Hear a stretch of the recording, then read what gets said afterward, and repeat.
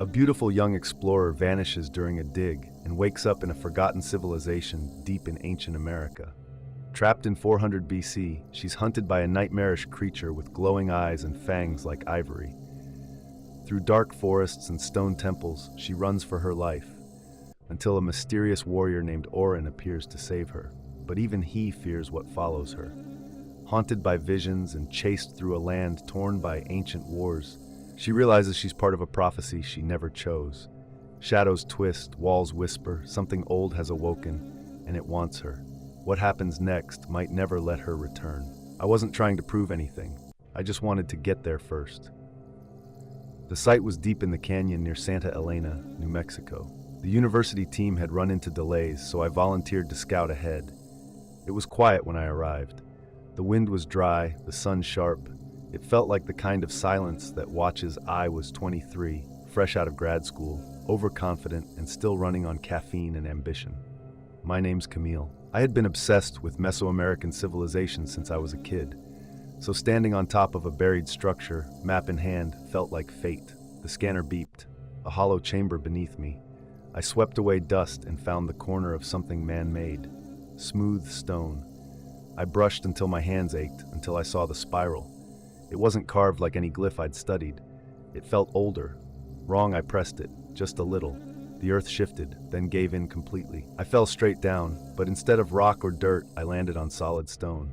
I sat up, dazed, surrounded by flickering light. The walls glowed faintly with orange. Braziers lit with no fire nearby. The air was thick with something sweet and smoky. And the silence was different now, deeper. A quiet that had weight. I stood, and that's when I realized I wasn't in my world anymore. The walls were intact, the paintings fresh. I stumbled outside, blinking at a sky that wasn't blue but gold. The trees were taller, denser. The insects sounded wrong. In the distance I saw a temple, tall, alive. I wasn't in the present, I fling. Before I could process, I heard chanting, then footsteps. I ducked behind stone. A procession moved past, men in masks, bodies painted in strange symbols. One stopped. He sniffed the air like an animal, then slowly turned his head in my direction. I held my breath. Then I ran, through vines, stone, heat. I didn't know where I was going. I just knew I couldn't be seen. That's when I saw him, standing just beyond a broken column. Tall, still. His face was bone white, literally bone. A skull with no nose, no lips, only two long fangs, and eyes that shimmered green in the shadows. He didn't walk toward me. He glided. Like gravity didn't apply, I froze. He reached out one hand. It didn't feel like a threat. It felt like a claim. Suddenly another hand pulled me back. A man whispered, "Don't look at him." I turned and saw a face, real, human. His name was Tayo. He wore simple robes and had a satchel full of roots and tools. He said he was a guardian, of the gate, of time. We ran together. He said the temple wasn't a tomb, it was a doorway, and I had crossed it. I asked how to get back. He pointed to the sacred water, a pool that reflected sky not of this world. He said if I reached it before the Watcher touched me, I could return. At the pool's edge, the creature appeared again. Tayo stepped between us. His hand never trembled. The creature paused. Something passed between them. Then I fell into the water. I woke up near the dig site, alone, covered in dust. The spiral stone was gone. But sometimes when I dream, I see Tayo's eyes, and I hear the chant of something not yet done with me. It's strange how quiet this world is. Every leaf, every breeze sounds like it's been waiting for something. I've been here 3 days now, maybe more. It's hard to tell. The sun rises red and sets violet. The stars don't match any map I know. I write this in a cave lit by moss. Tayo is still with me. He hasn't left my side. He walks ahead when we travel, always watching the trees. He knows this world like memory. I trust him more than I should. Last night, we slept under a canopy of feathers. He told me they mark safe places. I didn't ask whose feathers they were. He said we need to find the second gate, that the first one was unstable. Something followed me through. I believed him. We've seen the signs. Trees hollowed at the core, ash rings on the ground, and that humming. It's soft, low, but it never stops, like it's under the earth or under my skin. Yesterday we reached the ruins of a sunken city. It was quiet, too quiet. Tayo told me to step only where he stepped. I followed close. The buildings leaned sideways, half swallowed by vines. I felt watched, but no eyes, only presence. Something was there beneath the broken stone. Then we heard it, a voice, not speaking, just calling, a pull.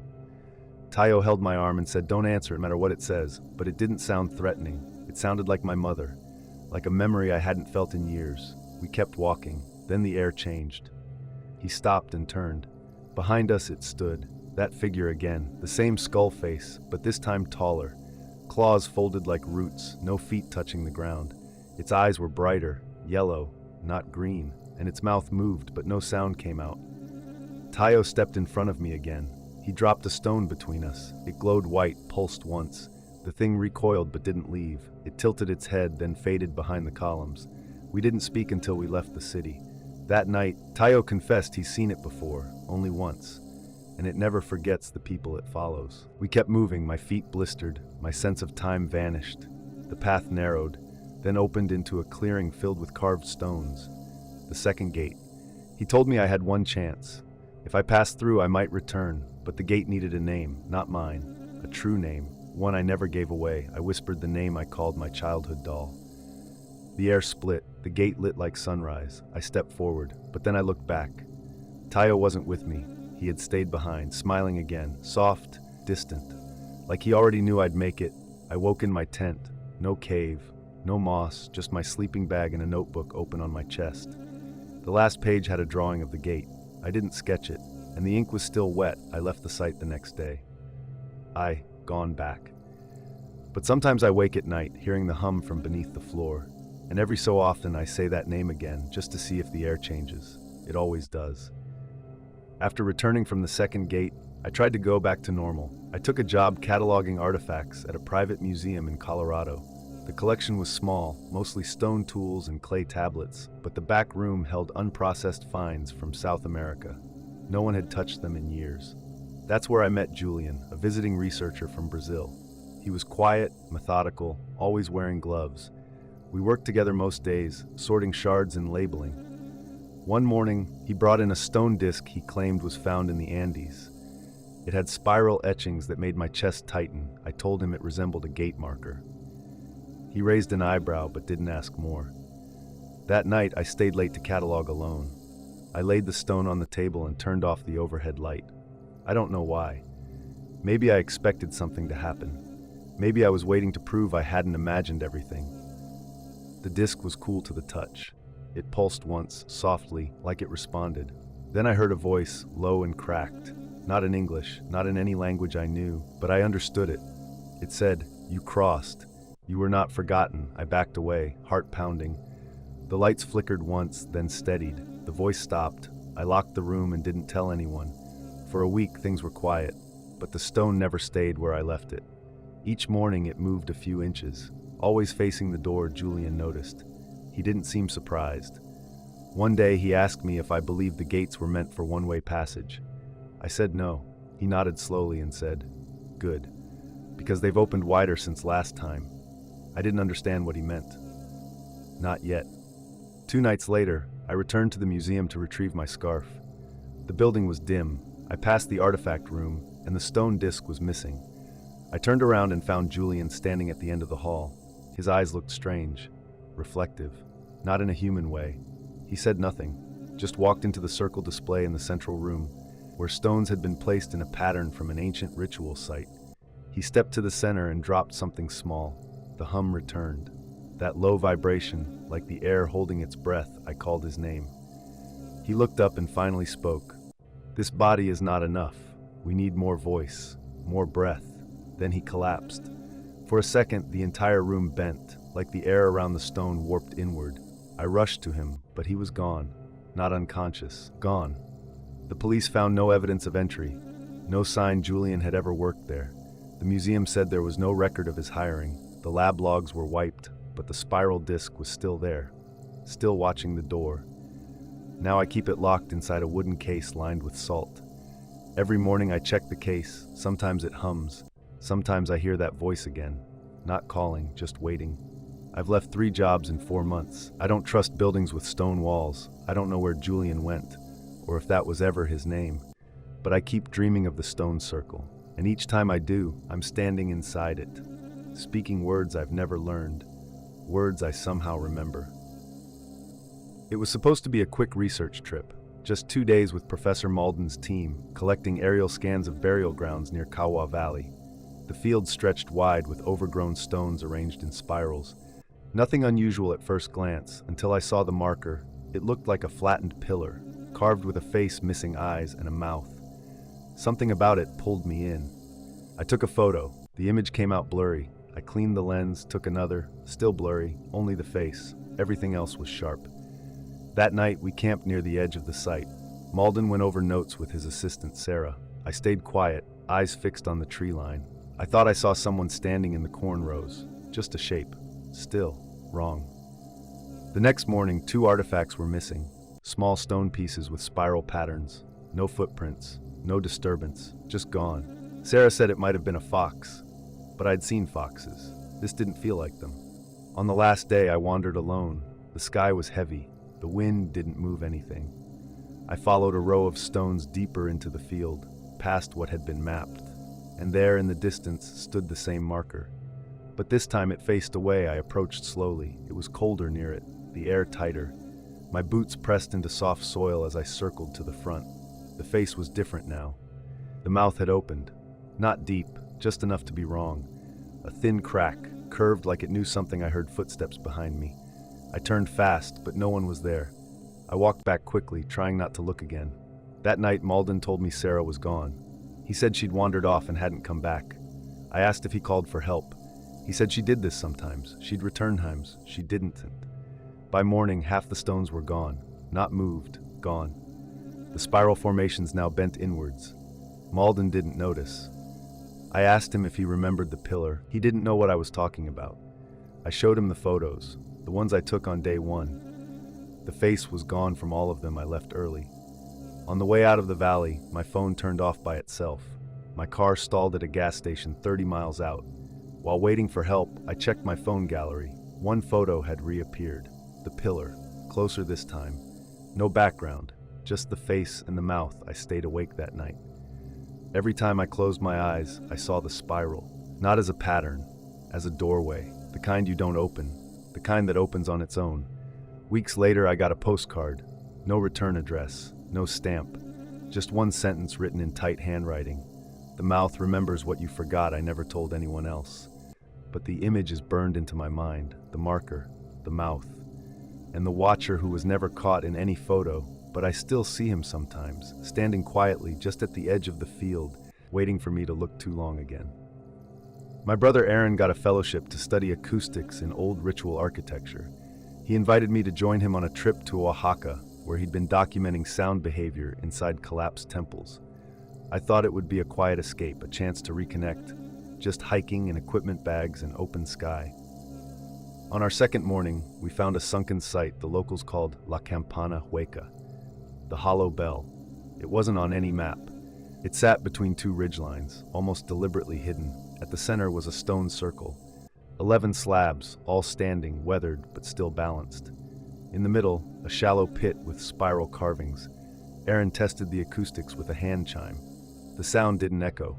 It absorbed, as if the air inside the circle refused to carry vibration. He looked fascinated.